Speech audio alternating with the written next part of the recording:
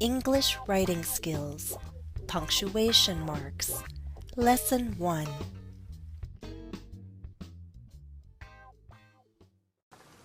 To some of you, learning punctuation rules in English may sound as appealing as eating this plate of broccoli. But broccoli is good for you, isn't it? Just as eating broccoli and other green vegetables can give you a stronger body, knowing punctuation rules can give you stronger communication skills. I guess my job is to figure out how to serve the broccoli in such a way that you'll want to eat it. Doesn't this look much more appealing? This is pasta, roasted chicken, and broccoli in a garlic butter sauce. That's my goal in this series. I'm not just going to give you punctuation rule after punctuation rule. In fact, I'm not going to say that they're always strict rules. I'm going to show you patterns that are standard for punctuation in English. And I'm going to present these patterns in context, in a meaningful context, so that everything is clear and so that our lessons are still enjoyable. We'll always begin with a model. I'll show you a few ways to use punctuation marks in our model, and then it will be your turn. In each lesson, I'll give you sentences for you to punctuate. If you're ready, let's begin. Lesson 1 Topics. In this lesson, we'll talk about sentence punctuation. We'll look at how we use a capital letter, a period, a question mark, and an exclamation point in a sentence. We'll also review what a contraction is and how we use an apostrophe to form a contraction.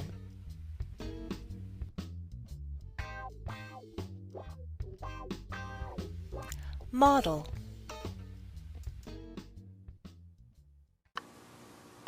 What magical power would you like to have? I've thought of a few. Do you want to know my answer? Guess. Now, how many complete thoughts did you just hear? Count them. What magical power would you like to have? I've thought of a few. Do you want to know my answer? Guess. There are 4 complete thoughts, so we have 4 sentences. In English, a sentence begins with a capital letter. That's an uppercase letter. So we'll change this to capital W.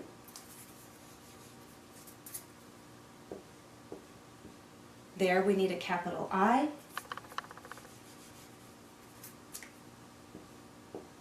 Here we need capital D.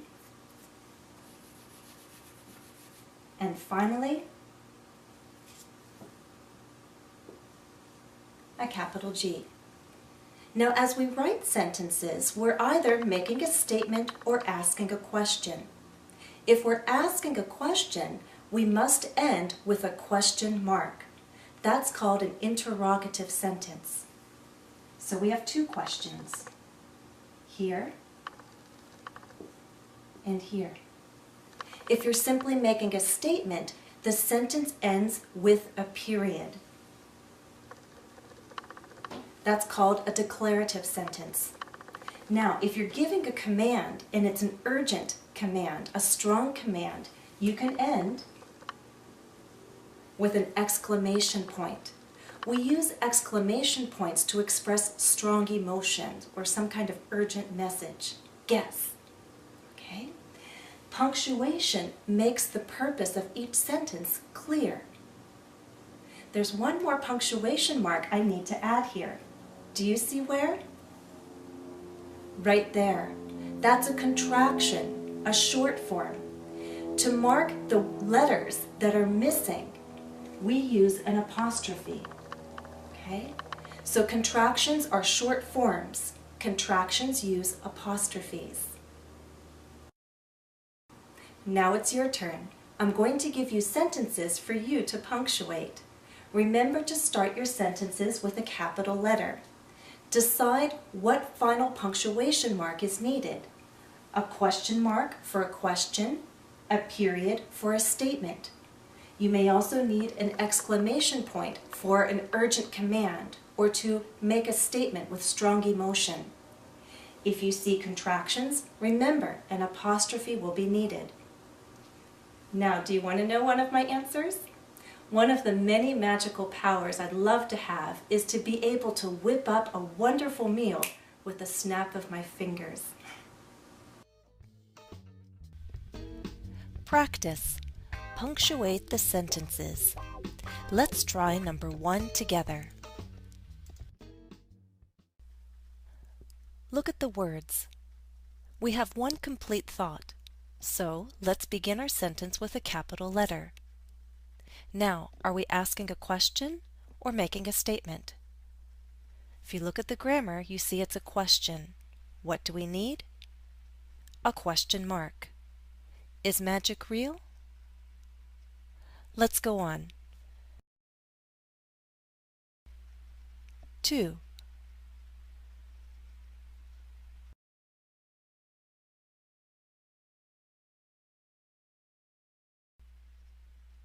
How many complete thoughts do you see here? There are 2. Let's start each with a capital letter. The first is a statement, and the second is a question.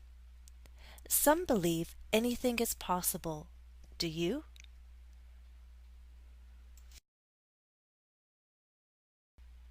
3.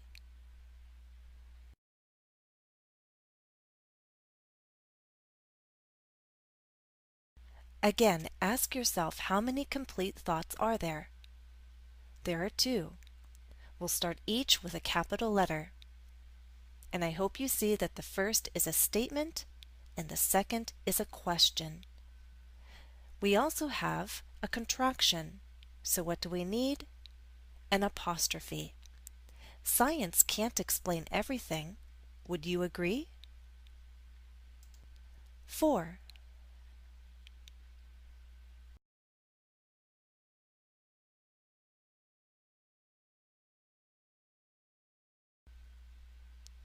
How many complete thoughts did you see? Hopefully 2. Each will start with a capital letter. The first is a question. We'll need a question mark. And the last word, wow, expresses strong emotion. What punctuation mark should we use then? An exclamation point. Can you imagine being able to learn any foreign language in a week? Wow!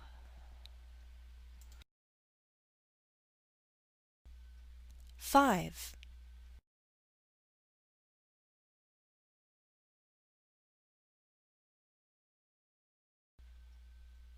Hopefully you recognize the use of the imperative. Here we have an instruction, a direction, and then a request or invitation. Find a study partner and talk about a magical power you'd like to possess. So it starts with a capital letter and ends with a period. Have fun! Start with a capital letter and end with an exclamation point. We also have a contraction, the short form of you would, you'd. So we need an apostrophe.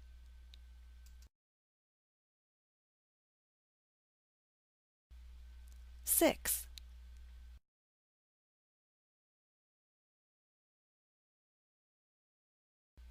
Here we have a single statement.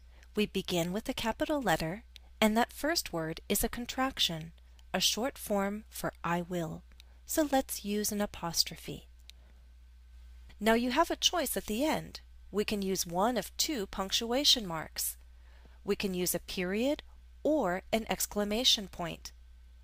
The choice gives you control of the tone of this whole sentence. That's why punctuation marks can be so important. If we use a period, it's a neutral sentence, like this. I'll see you soon for another lesson on punctuation marks. With an exclamation point, we're making a statement with stronger emotion. It could read like this. I'll see you soon for another lesson on punctuation marks. There's a difference, isn't there?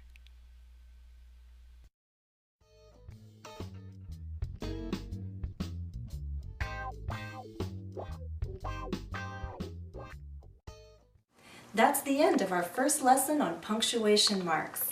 Remember to start your sentences with a capital letter. Remember to end sentences with a period or a question mark. Remember to use exclamation points for urgent commands or statements with strong emotion. And don't forget that contractions need an apostrophe. Thanks for watching, and happy studies!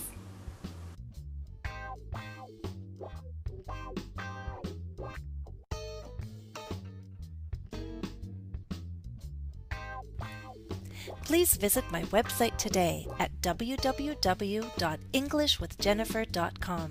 You'll find study tips, interactive exercises, vocabulary videos, and more.